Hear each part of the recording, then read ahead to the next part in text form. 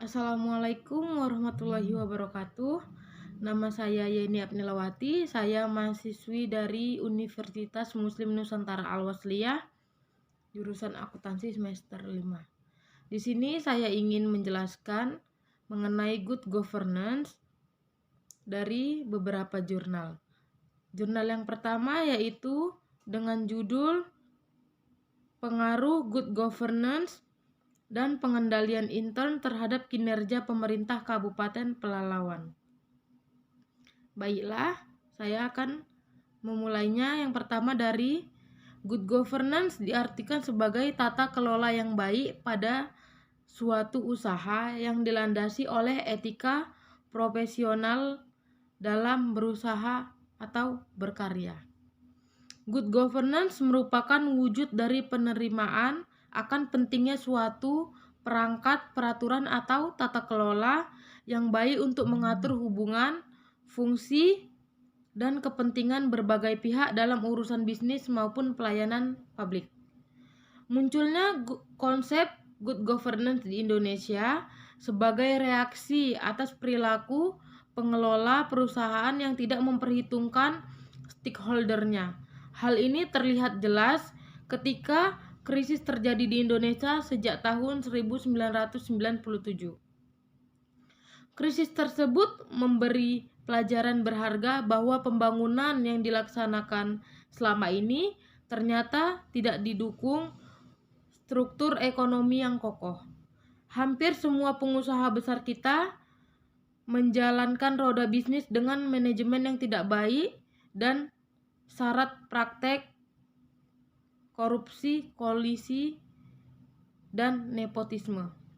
Trisnaningsih 2007.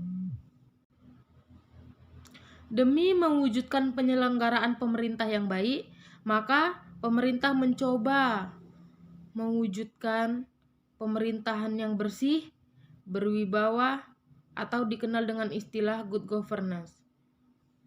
Menurut Ali Surendro, unsur-unsur pokok upaya perwujudan good governance ini adalah yang pertama yaitu tuntutan keterbukaan atau transparansi. Yang kedua, peningkatan efisiensi di segala bidang atau efisiensi. Yang ketiga, tanggung jawab yang lebih jelas atau responsibility. Dan yang keempat adalah kewajiban. Dan yang keempat adalah kewajaran atau fairness. Hal ini muncul sebenarnya sebagai akibat dari perkembangan proses demokratisasi di Indonesia di berbagai bidang serta kemajuan profesionalisme. Dengan demikian, pemerintah sebagai pelaku utama pelaksanaan good governance ini dituntut untuk memberikan pertanggungjawaban yang lebih transparan dan lebih akurat. Hal ini semakin penting untuk dilakukan dalam era reformasi ini melalui pemberdayaan peran lembaga-lembaga kontrol sebagai peimbang kekuasaan pemerintah. Praktik good governance dapat dilakukan secara bertahap sesuai dengan kapasitas pemerintah, masyarakat, sipil, dan mekanisme pasar. Salah satu upaya untuk menerapkan good governance adalah melalui penyelenggaraan pelayanan publik.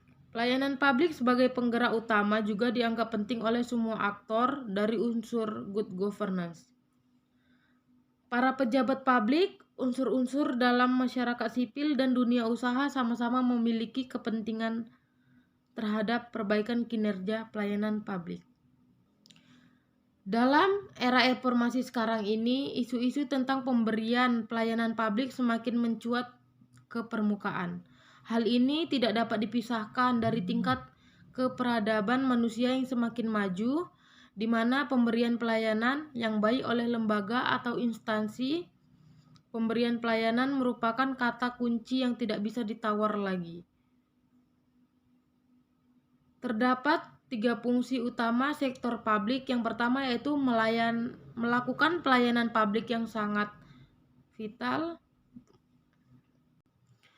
Berdasarkan dari banyak pengujian hipotesis yang dilakukan di Kecamatan Pelalawan, hasil hipotesis pengujiannya menunjukkan penemuan bahwa variabel good governance berpengaruh signifikan terhadap kinerja pemerintah daerah Kabupaten Pelalawan.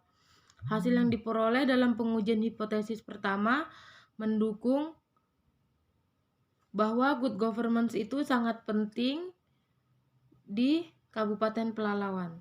Terima kasih. Dari jurnal yang kedua, yaitu pelaksanaan otonomi daerah dalam mendukung pelaksanaan good governance di Indonesia.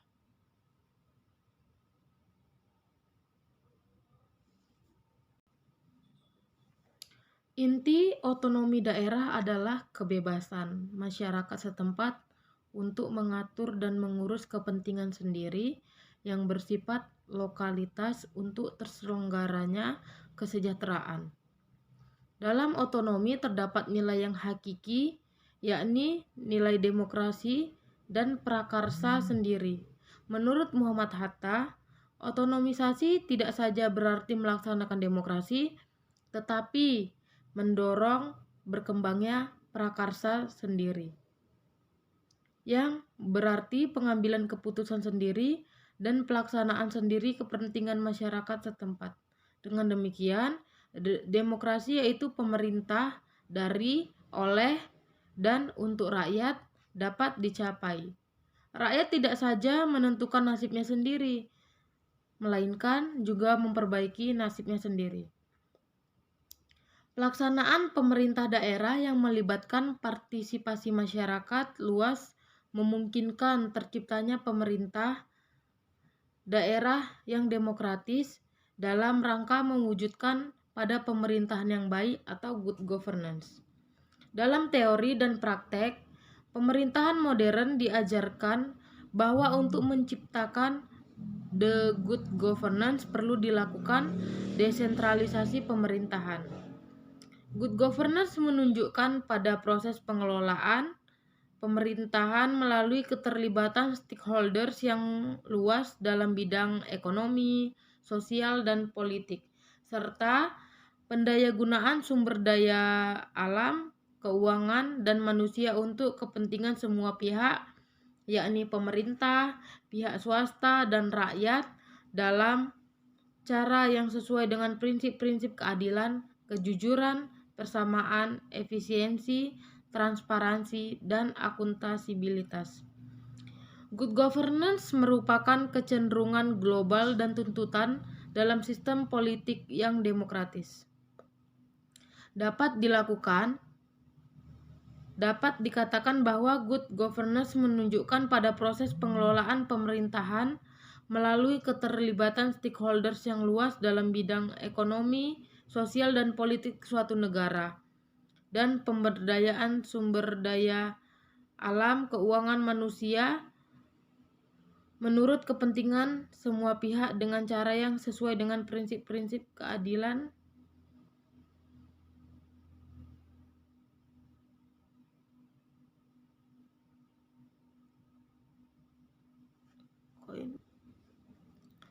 Good governance merupakan prinsip penyelenggaraan pemerintahan yang universal, karena itu harusnya diterapkan dalam penyelenggaraan pemerintahan di Indonesia, baik di tingkat pusat maupun di tingkat daerah. Berdasarkan penelitian dan dikaitkan dengan upaya penegakan lokal good governance yang dicirikan oleh pemerintah. Berdasarkan dari penelitian yang dikaitkan dengan upaya penegakan lokal good governance yang dicirikan oleh penyelenggaraan pemerintah yang akuntabel, transparan, dan partisipatif, terlihat bahwa perkembangan penelitian mengenai pelaksanaan otonomi daerah dari tahun ke tahun masih banyak mengangkat isu atau permasalahan mengenai pelaksanaan pemerintahan yang baik atau good governance dalam penyelenggaraan pemerintahan daerah. Hal ini mengindikasikan bahwa perhatian terhadap penyelenggaraan pemerintah yang baik masih belum cukup luas berkembang dan dipahami secara baik oleh lembaga-lembaga maupun kalangan akademisi di perguruan tinggi. Karena gagasan mengenai good governance baru populer pada tahun 1995. Di samping itu juga karena kondisi politik pada akhir tahun 1990-an belum cukup kondusif untuk melakukan penelitian terhadap masalah-masalah good governance tersebut. Terdapat beberapa faktor yang menyebabkan, yaitu yang pertama karena masih sangat kuatnya kekuasaan rejim yang sedang berkuasa saat itu, sehingga isu-isu mengenai good governance masih berada pada tataran wacana publik yang terbatas gaungnya. Yang kedua, masih lemahnya posisi masyarakat sipil termasuk LSM dan DPRD dalam berhadapan dengan eksekutif atau rejim yang berkuasa saat itu. Yang ketiga, belum terbentuknya masyarakat madani atau civil society sebagai salah satu prasyarat bagi terselenggaranya good governance tersebut. Terima kasih. Dari jurnal yang ketiga, yaitu Good Governance dalam Pengelolaan Dana Desa. Berkembangnya pemikiran mengenai good governance di sektor pemerintahan muncul bersamaan dengan reformasi sistem politik ke arah lebih demokratis. Isu good governance itu sendiri menjadi perdebatan karena adanya tuntutan perubahan dalam pengelolaan kehidupan kenegaraan. Supanah 2012. Perubahan yang diharapkan dari sisi pemerintahan terutama terkait dengan penggunaan sumber daya publik yang lebih efisien dan efektif. Edralin 1997. Konsep good governance bukanlah merupakan isu baru dalam bidang akuntansi sektor publik. Akan tetapi, belum banyak penelitian yang membahas topik good governance dalam pengelolaan keuangan desa sebagai instansi pemerintahan terendah di Indonesia. Penelitian sebelumnya banyak dilakukan untuk mengetahui efektivitas